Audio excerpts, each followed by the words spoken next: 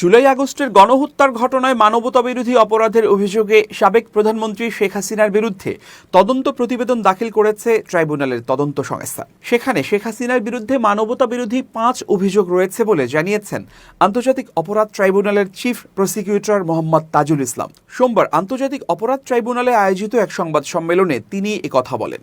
এর আগে গত 18 ফেব্রুয়ারি জুলাই আগস্টের গণহত্যার ঘটনায় মানবতাবিরোধী অপরাধের অভিযোগে দায়ের করা মামলায় শেখ হাসিনার বিরুদ্ধে তদন্ত 20 এপ্রিলের মধ্যে শেষ করতে নির্দেশ দেন ট্রাইব্যুনাল।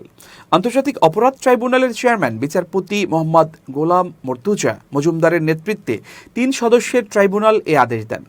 প্রসিকিউশনের সময় আবেদনের পরিপ্রেক্ষিতে আদালত এ আদেশ দেন। ট্রাইব্যুনালে প্রসিকিউশনের পক্ষে শুনানি করেন অতিরিক্ত চিফ প্রসিকিউটর মিজানুল ইসলাম। গত বছরের 17 ডিসেম্বর জুলাই আগস্টের গণহত্যার ঘটনায় মানবতাবিরোধী অপরাধের অভিযোগে দায়ের করা 2 মামলায় শেখ হাসিনা, ওবায়দুল কাদের সহ 46 জনের বিরুদ্ধে তদন্ত 2 মাসের মধ্যে শেষ করার নির্দেশ দেন ট্রাইব্যুনাল।